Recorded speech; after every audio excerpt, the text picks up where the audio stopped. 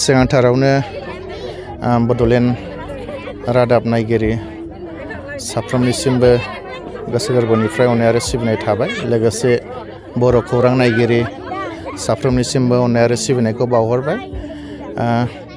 दिनै जोङो बेवहाय कमारसालि गामियाव मोनसे इउनाइटेड फराम अफ एक्स एनडिएफबिनि हांख्रायनायाव मोनसे प्रग्राम लादों। बेनो जाहैबाय जोंनि मानगोनां एनडिएफबिनि गायसनगिरि आफादगिरि रन्जन दैमारि बिथांनि गाबोनहाय सुप्रिम कर्टआव जाजमेन्ट दङ। बिथांनि जि जाजमेन्ट होनाय बियो जेन मोजाङैनो मोजां जों रिजाल्ट मोनफैयो बिनि मुङाव जोङो 1 मिनिट केन्डेल लाइटिं सावनायजों लोगोसे बिथांनि मुङाव जोङो इसोर आफानियाव आर'ज गाबदों जेन बिथाङा जोंजों आरो बे बड'लेण्डआव साफ्रोमबो बर' रायजो राजाजों फैनानै बर'लेण्डनि मोजां डेभेलप खामानि मावनायाव हेफाजाब होफैनो हायो आरो बाहागो लाफैनो हायो। बेनि मुङाव जोङो दिनै केन्डेल लाइटिं सावदों। बेजों लोगोसे दिनै जोंहा सेन्ट्रेल जेलाव गोबांथार दैदेनगिरि आरो केडार्सफोर दङ। बेनि अनगायैबो दिनै भुटानावबो जोंहा माखासे सोद्रोमाफोर जोबथेसालियाव दङ। लोगोसे नेपालावबो दिनै जोबथेसालियाव दङ।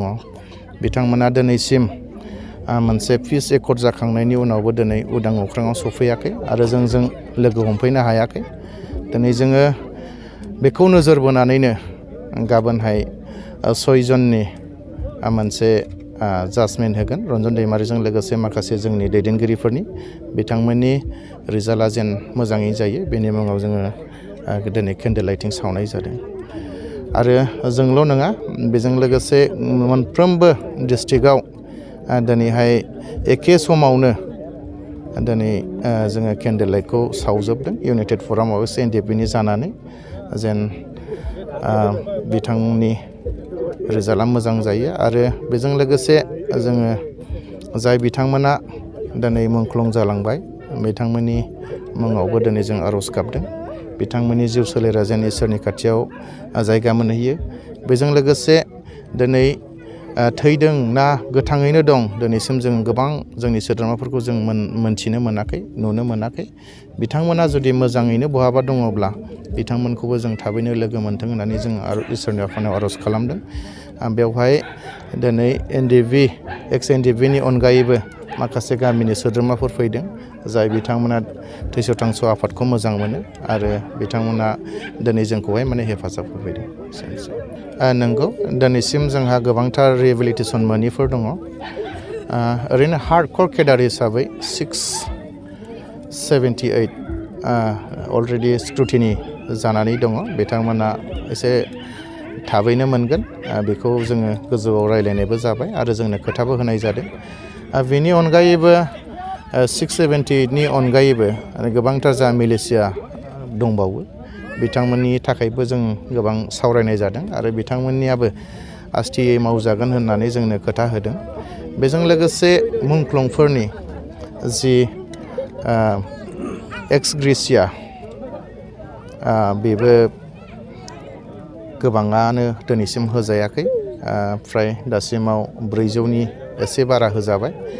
लोगोसे जोंनि जि मुंख्लंनि लिस्ट गासै 3000नि बारा 3111 दासिमाव 400ल' होजादों आरो गोबाङैनो दंबावो।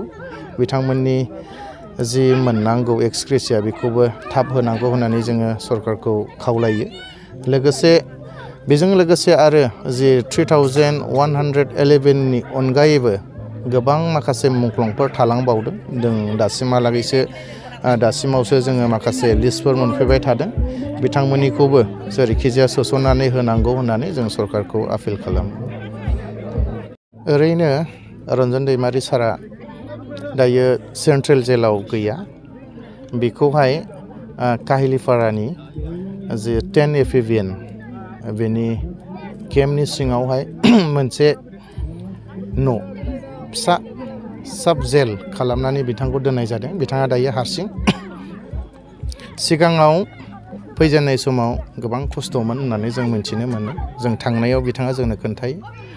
दायो हारसिं थादाव बिथाङा दिनै एडजास्ट जालांबाय होननानै सारा जोंनो खोन्थादों।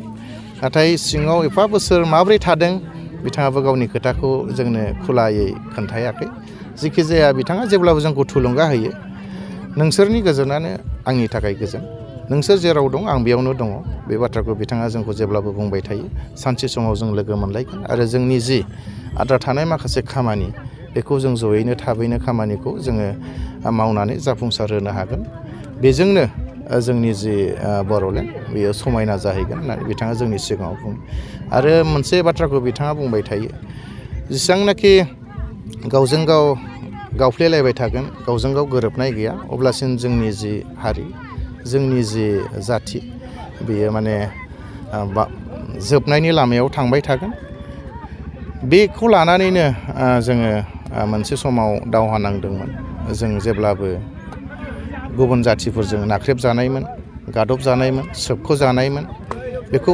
बेनिफ्राय उदां खालामनो थाखायनो जोङो माने गोबाव सम 33 बोसोर दावहा नांदोंमोन दाय दिनैहाय जि एसे मोन्दों नांनानै मोन्दों बेखौ जुदि मोजाङै जुदि आवथायनानै लानो रोङाबा आरो बे एखे परिस्थितियानो थांफिनगोन होननानै बिथाङा जोंखौ जेब्लाबो बाथ्राखौ बुंबाय थायो आसा खालामदों जोंथ' जि सारनि सिमां जि सारनि नाजानाय जि हास्थायनाय दिनै कमप्लिट नङाब्लाबो माखासे गासै रायजो राजानि बर' रायजो राजानि दुखु दाहाखौ सुफुंजोबनो हायाब्लाबो दिनैहाय जि हायो एसे एनैया दिनै फैदों दिनै फिस रेकर्ड खालामदों बेनि गेजेरजों माबा नङा माबा मोनसे सिमां नुदों रायजो राजाफ्रा बेयावनो जुदि मोजां रोखोमै मावलाङोब्ला बेयावबो गोजोननाय दं होननानै जों सानो दासिमाव फ्राय 61 केडारफोर दङ आरो बेनि अनगायैबो भुटानावहाय